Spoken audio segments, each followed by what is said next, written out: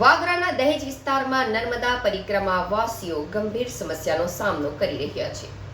નર્મદા નદીમાં પાણીની અછતને કારણે બોટ જેટી સુધી પહોંચી શકતી નથી, જેના કારણે પરિક્રમાવાસીઓને જીવના જોખમે અવરજવર કરવી પડી રહી છે। પરિક્રમાવાસીઓ દક્ષિણ તટ પરના શ્રી રેવા સંગમ તીર્થધામ બમલેશ્વરથી હોડી દ્વારા નદી પાર કરીને ઉત્તર તટે આવેલા મીઠી તલાઈ ખાતે ઉતરે છે। હાલમાં તેમને બે બોટ વચ્ચે 7 થી 8 ફૂટ જેટલું અંતર રહી જતા લાકડાનો પાટિયો મૂકીને જોખમી રીતે પસાર થવું પડે છે। ઉત્તર કાંઠે આવેલી નર્મદા પરિક્રમાની જેટી આગળ આશરે 10 થી 15 ફૂટ જેટલું પુરાણ થઈ ગયું છે। આથી મોટી ટ્રોલર બોટને તરવા માટે જરૂરી 6 થી 8 ફૂટ ઊંડાઈ ઉપલબ્ધ રહેતી નથી। ખાસ કરીને પખવાડિયાના 8મથી 12 સુધી દિવસ દરમિયાન નદીમાં પાણી ઓછું રહે છે, ત્યારે આ સમસ્યા વધુ વિકટ બને છે। ગત વર્ષની તુલનામાં આ વર્ષે પુરાણ વધવાથી સ્થિતિ વધુ ખરાબ થઈ છે। ચાલુ વર્ષે અત્યાર સુધીમાં 4 થી 5 વખત આવી ઘટનાઓ બની છે।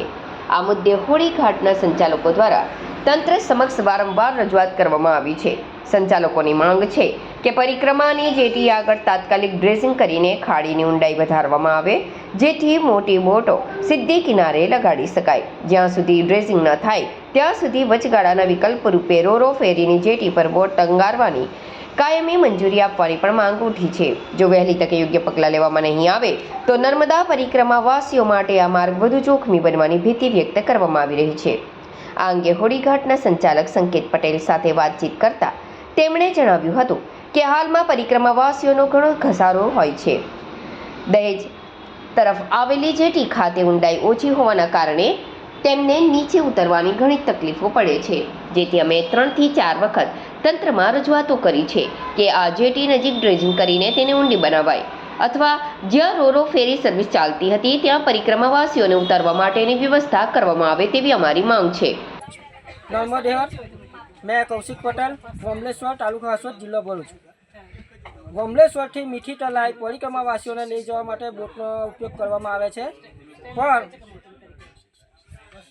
કેટલીક વાર પાણી ખોટનું હોવાથી આ નર્મદા પરિક્રમાવાસીઓની નાવડી મીઠી તલાઈ જેટી પર પહોંચતી નથી।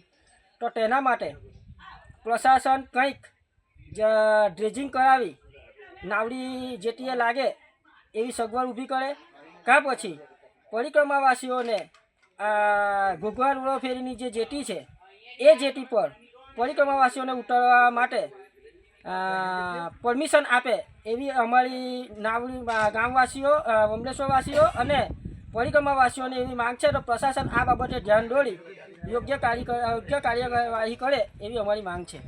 मैं परिक्रमावासी बालू काका रायरीकर महाराष्ट्र से परिक्रमा कर रहा हूँ। परिक्रमा में विमलेश्वर से मीठी तलाई नाव से जाना पड़ता है।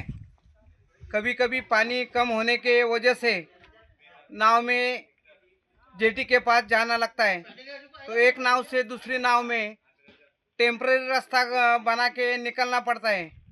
तो प्रशासन को परिक्रमावासी की एक अगवाड़ को ध्यान में रख के, लेकिन